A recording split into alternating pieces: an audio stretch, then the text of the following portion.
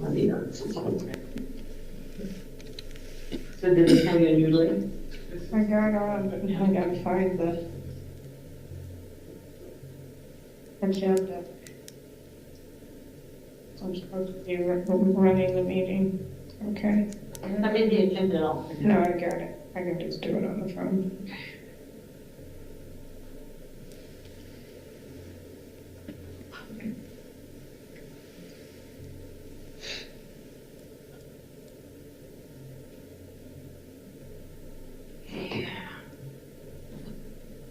Okay, first, the now has, it's totally clear, anti-aging formula for your lips.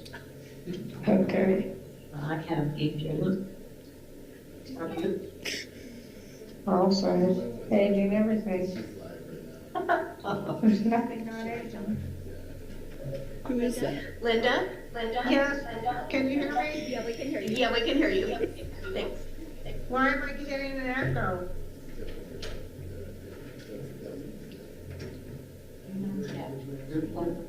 I do not.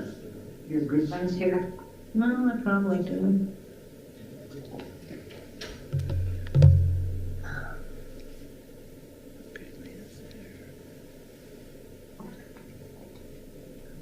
Looks like you're all there.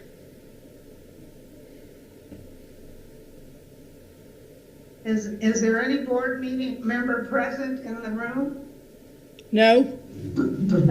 I'm sitting up here at this big table by myself. All righty.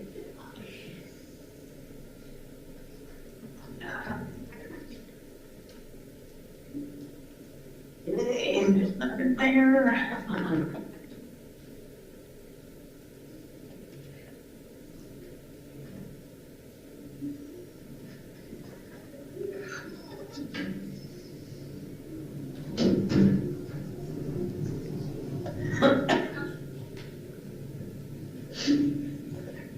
Hello, Howard.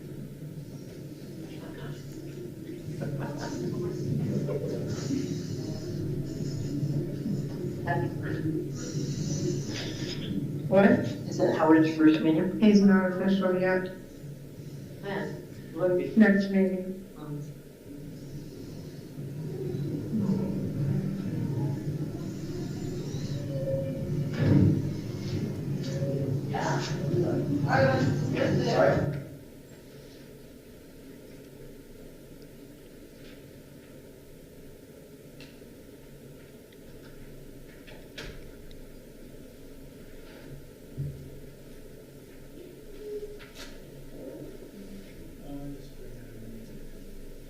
Luke is sitting on the audience. Duke who? Rodriguez, Which audience? this one. What committee is that? You got it. Oh.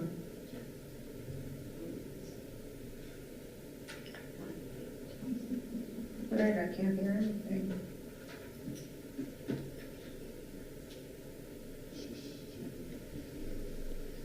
Can you all hear from the room? Okay. I can hear now. Okay. I can hear.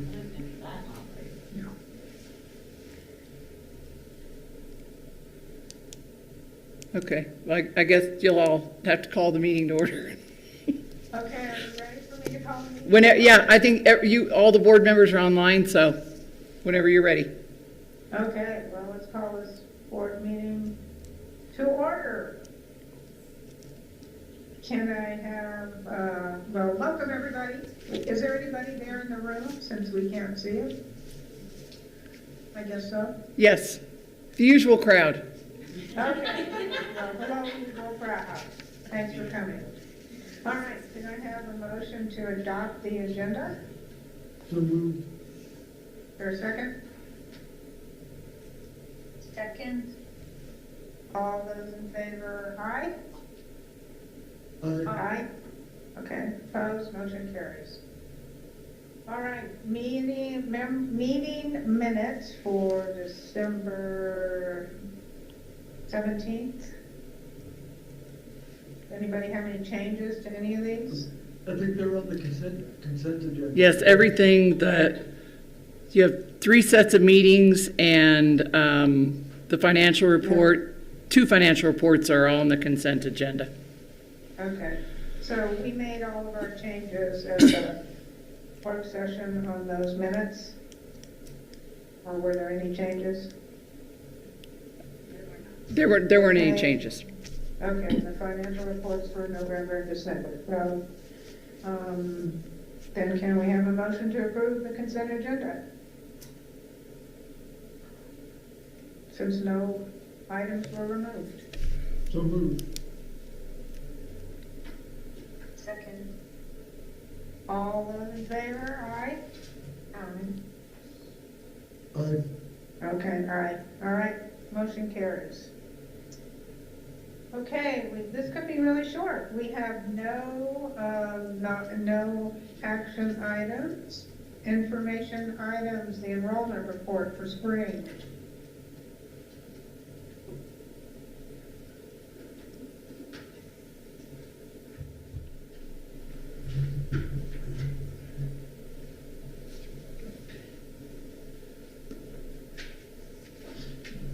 My apologies.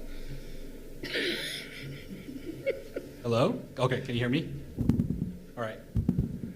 My apologies. For a second I thought, hey, that's Tomasina, not me. And then I realized, no, I am Tomasina today. So, or at least I'll try to do as good a job as she usually does.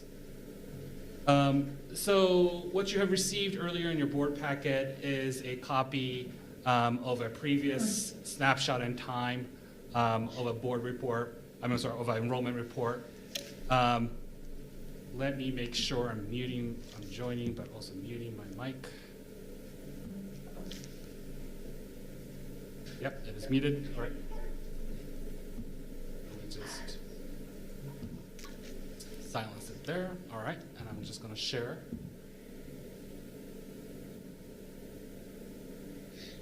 The report online. All right.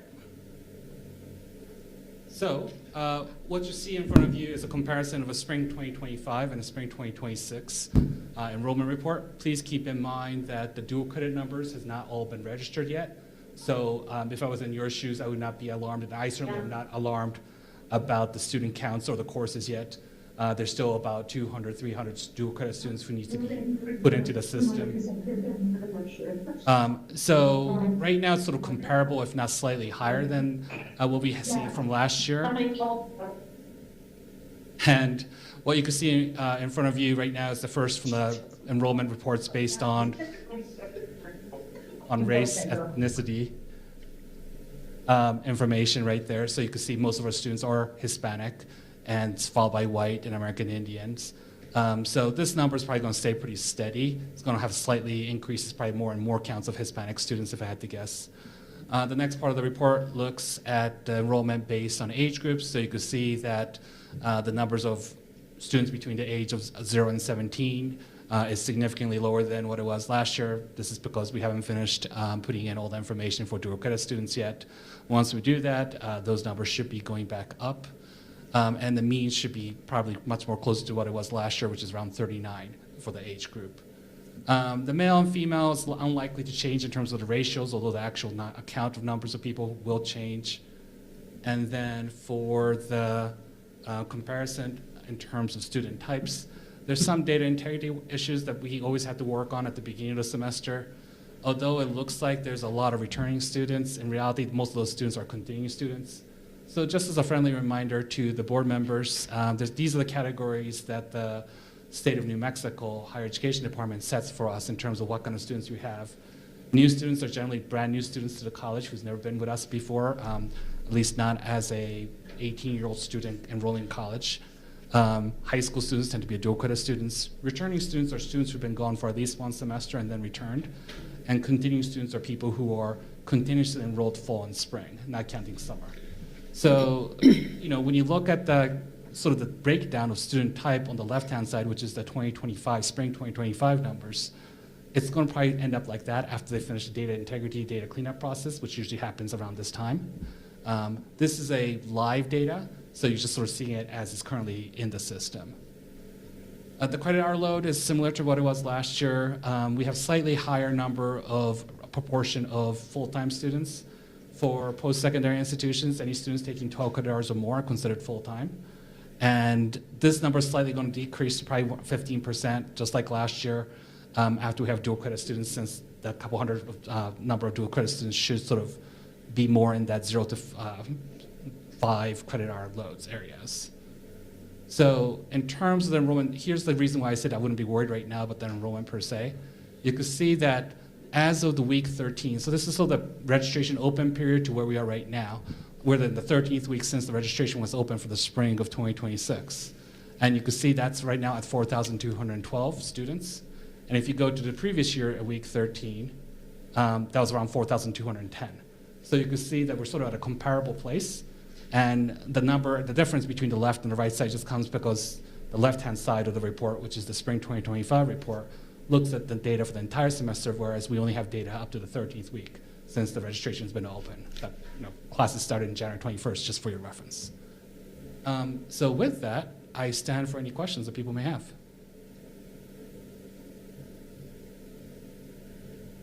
Or if nothing, I'll be happy to run away. Okay, thank God. Any questions?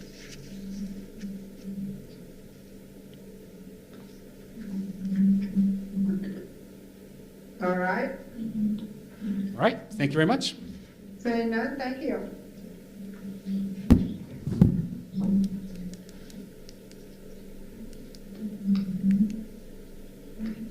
All right, now we have the staff and Senate reports.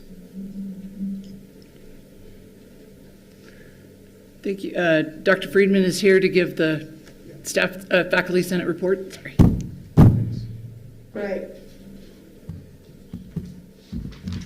Hi, everybody. I'm Jerry Friedman. Glad to be Welcome. with board members and Dr. Rowley. I teach physics and math, and I'm the new chair of Faculty Senate since Dr. Miller joined the Center for Professional Learning. And I appreciate the opportunity to report today on behalf of the Senate and to work with you for the rest of the academic year. Unfortunately, we don't have the minutes for our last Senate meeting of 2025 since the Secretary, Joseph Clemens, was sick and couldn't present them for approval. So we'll have those in the minutes of our first meeting of 2026 after our next meeting, which will be on February 6th for you to see. But let me just go over a few things from our first meeting, which was during convocation. One topic that came up was the proposed transition to mostly 8-week courses. And we heard from faculty members who have had success with the 8-week format or expect success in their programs, and from others who have or expect problems in their programs. One telling comment was from a faculty member who enthusiastically supports 8-week classes in their field, but noted that in one course that they teach, the students need 16 weeks or a similar length to learn the new concepts and methods. So now, just speaking for myself, I'm concerned that, as Dr. Lopez told the Senate last term, SFCC students' average grades are worse in 8-week classes than 16-week by a slight but statistically significant margin. So I consider that a strong warning against making the transition without careful deliberation. In the previous governing board meeting, Member German suggested finding a compromise. And my suggestion for that would be faculty administration collaboration to consider all the data available for each class, including the teacher's firsthand knowledge of the students and their material. Student input would also be welcome. We'd make a decision for each class on that basis. For multi-section classes, that could include a mixture of 8-week and 16-week sections. And of course, we'd monitor the results and adjust accordingly. That would be literally flexible course scheduling. We might even find 8-week classes that need to be changed to 16 weeks. Then after our Faculty Senate meeting, we had the joint meeting with the Staff Senate, which was friendly and collegial as always. And I took the opportunity to explain the proposed transition to 8 weeks to staff members who were there. And I gave my opinion that in the future, when the administration has an idea for changing teaching at the college, they should involve the faculty in the decision as soon as possible, collaborating before making any changes. I'd like to thank Dr. Lopez for offering compensation for converting classes to 8 weeks and for bringing in our Achieving the Dream coaches to present their experiences with the transition at their institutions. They brought up points that we hadn't heard or thought of, but I think have a strong bearing on how we should proceed. Also, thank you, Dr. Lopez, for providing an opportunity for further discussion in a meeting tomorrow. And thank you to Dr. Miller and the Center for Professional Learning for offering trainings to guide the conversion where it's warranted. The other concern brought up at the Faculty Senate meeting was that many students are turning in work written by generative AI, and though faculty can often detect it, software to detect it, such as Turnitin, would be very useful to some of us. Those faculty who would find it useful realize that software, like human judgment, is imperfect, but they'd like the college to provide technological help immediately without a long procurement process. They needed this last year. There was also a request for the English department, at least, to get the paid version of ChatGPT. All college employees have access to Microsoft Copilot, but we were told that that's only a Microsoft productivity tool, whereas paid ChatGPT has capabilities that are useful for instruction, especially for the students who have it already. Thank you again for this opportunity. I'll be happy to respond to any questions or comments. Thank you, Doctor. Are there any questions from anyone? Okay, well, if not, Okay. Well, thank you so much. thank you. All right, Staff Senate? Good afternoon. I'm Michelle Renteria, and the co-officer of the Staff Senate, Robert Gutierrez, is not available today. His dad is in the hospital, so he asked me to present. First of all, I just want to confirm, or thank you for allowing me to present on behalf of Staff Senate. I want to confirm that you did indeed receive the minutes for our December 12th meeting and our January 8th meeting. Is that correct? Did you receive those? Yes? Yes. Excellent. They were in the board packet, I believe. Yes. Excellent. All right, great. So some of the highlights, as Jerry mentioned, we did meet with Faculty Senate during convocation on January 8th. We, at that time, in addition to what he mentioned, we spoke about how we were going to conduct meetings this spring term. So our first meeting will be this Friday, and theirs will follow the week after. I also wanted to highlight and thank Victoria Schweitzer for volunteering to attend the Finance Committee meetings so that she can come back to Staff Senate and report out. We have been asking and encouraging those to participate in those meetings so that we can get the updates on the college's finances. So Victoria so graciously accepted.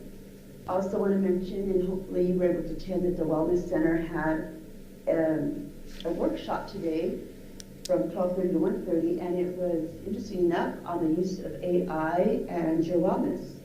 So hopefully many of our faculty were able to attend that, and hopefully it was helpful. And I also want to mention that Annika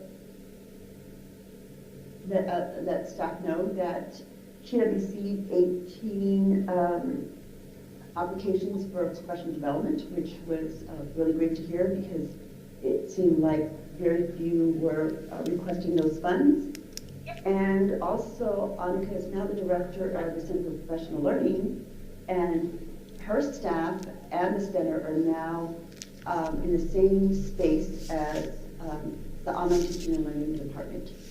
And today we actually had one of our first collaborations, our first trainings with the CPL, which was called the Canvas Cafe, teaching faculty how to refresh their courses.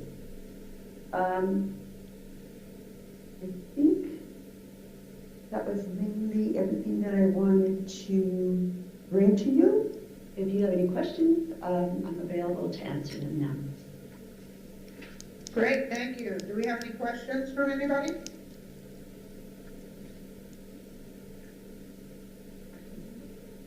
Okay, well, thank you so much. Thank you.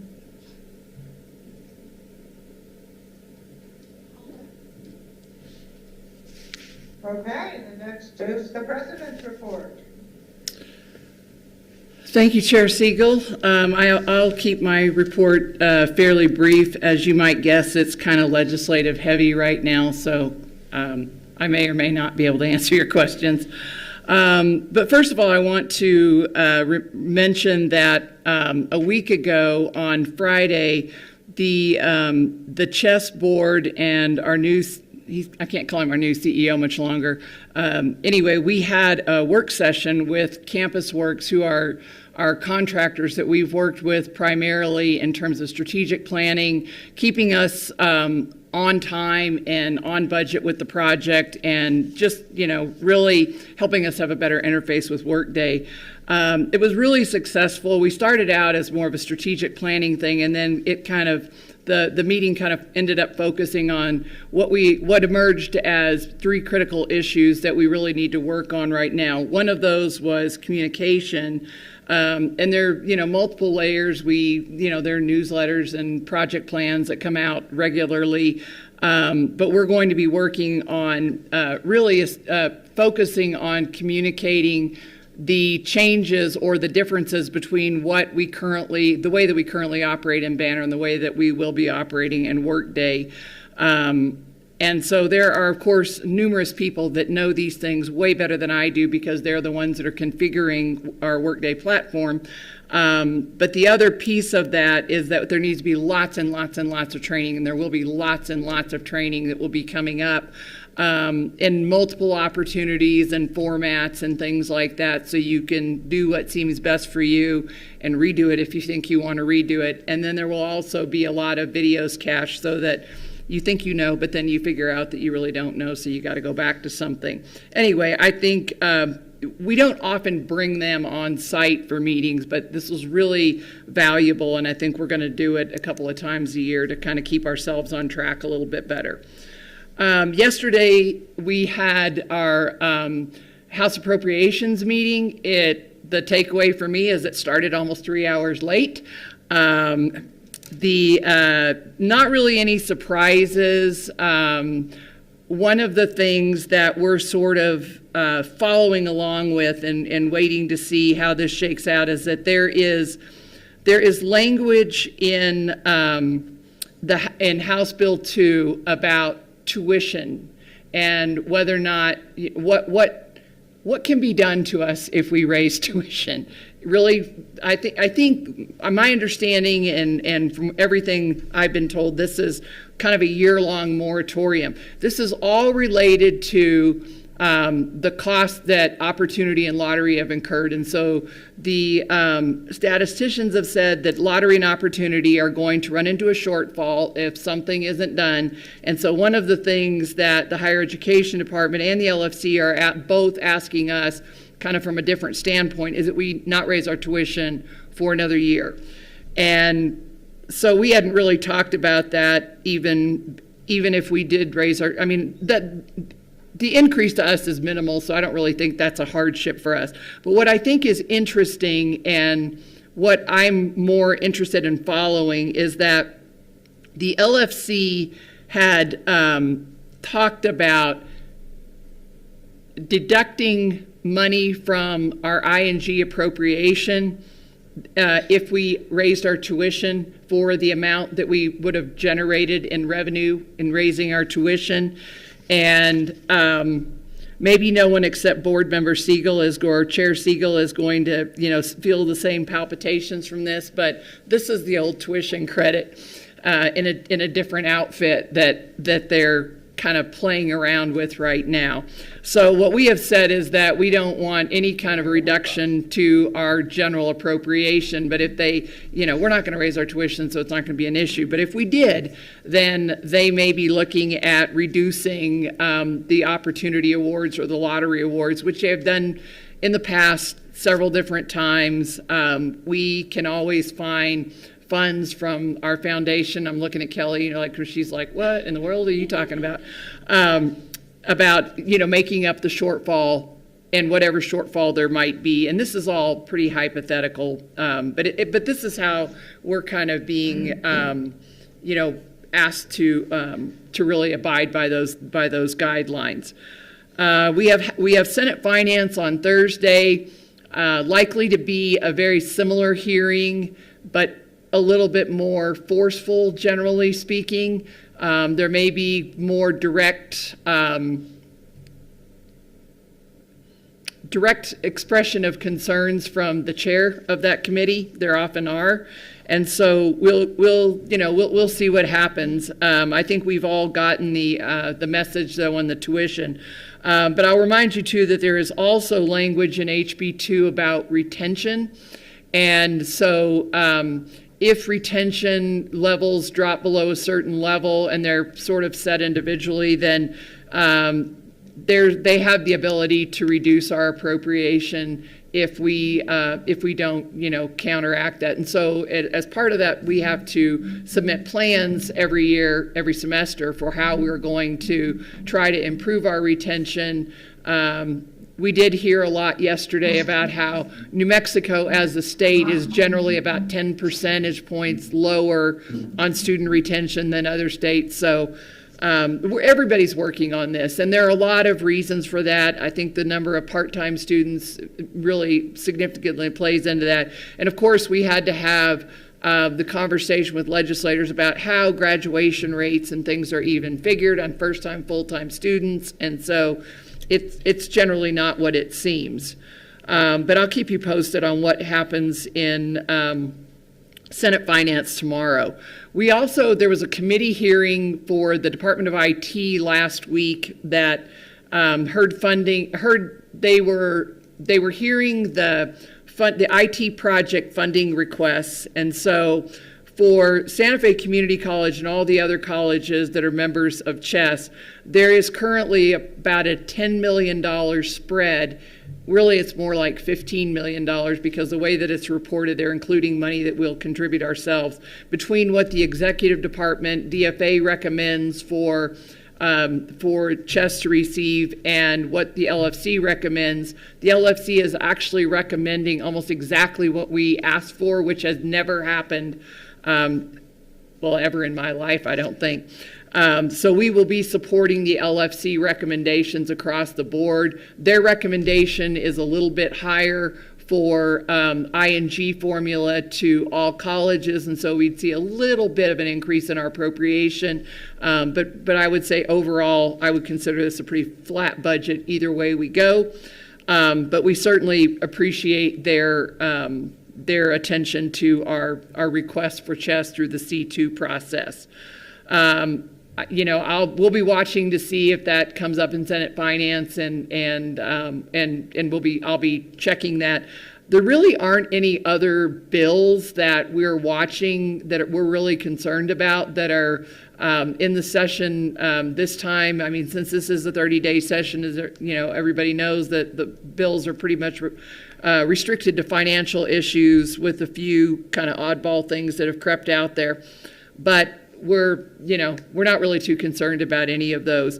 One thing I do need to mention as I close, so we have a weekly meeting with Secretary Rodriguez and her staff to go over bills and just any kinds of issues. So one of the things that she brought up was the Regent and Governing Board training. She is afraid we're going to get grilled on this in Senate Finance tomorrow because the regents at the 4 years apparently have done a lot of their training, but there are 10 modules that have to be done in the training, and we've had a couple people start the training, but no one has finished the training, and some people haven't started it. And I asked her when it needed to be done, and she said by tonight if possible. So I'm just saying that in that she is really pressing on this a lot right now. I think what they're going to do is and if you're not sure, she said they're going to post on their website who has completed the training. They are very aware that they put the training out there late, They're kind of tying that to that being sort of an unfunded mandate and that they didn't get any funding to create the training that they were asked to provide for everyone. But they have now, and so they're trying to get in compliance with the statute and scrambling to do that. So anything that you can do would be much appreciated, but I just wanted you to know that she is pressing that very hard. And with that, I am happy to stand for any questions. I think I've kind of covered our situation and our position at this point. So Becky, I have a question. When is Opportunity Scholarship running out of money? I think they're projected that it could, and I think that really it could if there are, people raise their tuition 3% or something and fall in line with a lot of the higher ed price indexing that people use. And then some people have just increased it by a lot more than that for different reasons. It's not going to run out, but they think it could be 10 million short. And so they will be asking for more money to shore it up. And I think what has happened is not so much that people have raised their tuition as much as that we've seen an increase in enrollment kind of across the board. And so we have more students drawing on the scholarship, and that's really what's kind of caused the shortfall. So as I understand it, there's $1 billion permanent fund, and they're appropriated $50 million out of that permanent fund every year, and so it's just more than what they had anticipated. Well, and I guess that's a good thing that enrollments are up. Yeah. It is, and I would say that is a good thing, and we can figure out how to deal with that problem. Board members, other questions?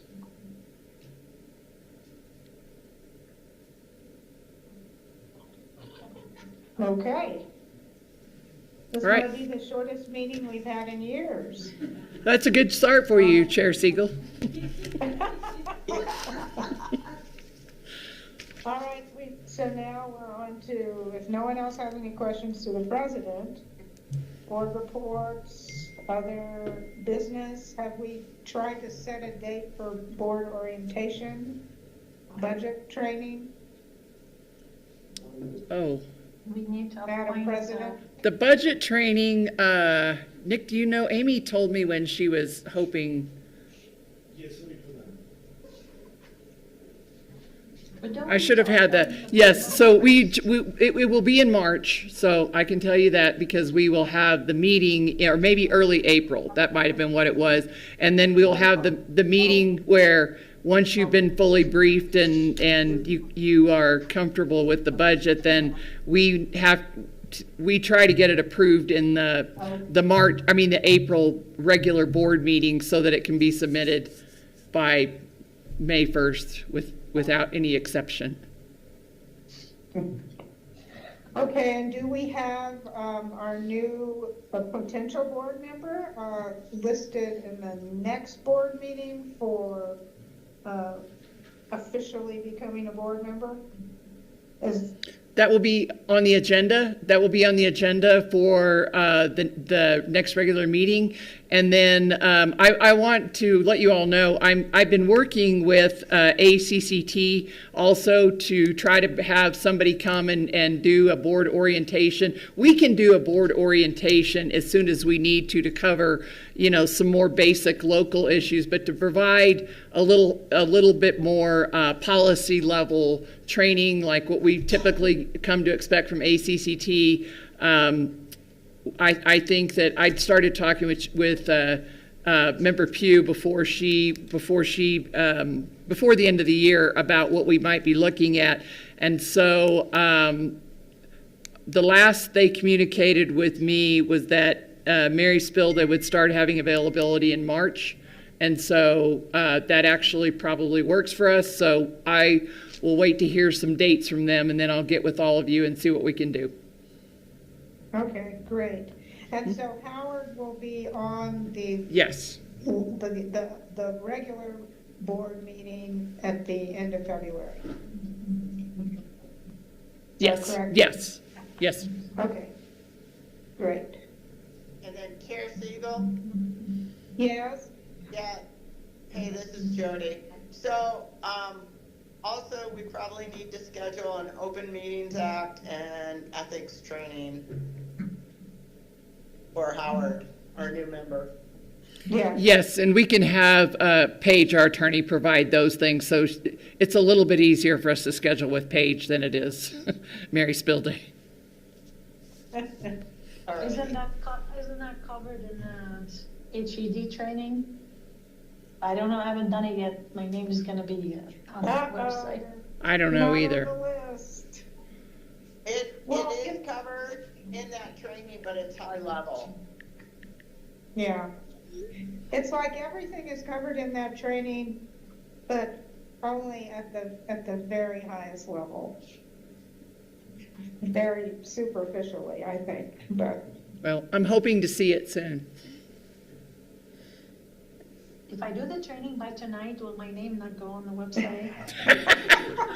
Or go on the website and this and this? She actually stopped me today. She's like, I was going to say, she's been pretty aggressive about stopping people that she knows, so I'm not surprised that she stopped you. Yeah. I promised her I'll do it tonight. okay. Any other comments from board members? Our next meeting, work session February 11th, and the governing board on the 25th. I'm wondering, Yes, sir. I'm interested in getting an update, doesn't have to be a long presentation, but an update on how things are going with our student government. Okay, on the agenda? Great, Becky, we can do that? Yes, we can. I can tell you that part of what we're doing right now is trying to hire somebody that will be over student government and that can take care of that. But we went out twice, failed search, but we have since then found that we have interest and I think a lot of expertise from a staff member who is starting that work immediately. So we will actually, student government will be up and running before we know it. So that was a major relief to me to hear that. And I believe Zuby was interested in, let's put this on our work session agenda about just looking at our times for board meetings and see if we need some adjustment. I'll put it on the agenda. Okay. I would like to know, like, as a board, how do we start or put on a board resolution? And if that's something we can discuss at a work session. Okay.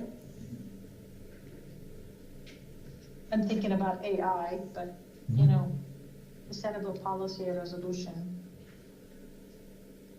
We can What's the certainly process? discuss, yeah, what would our process be, and Paige can weigh in.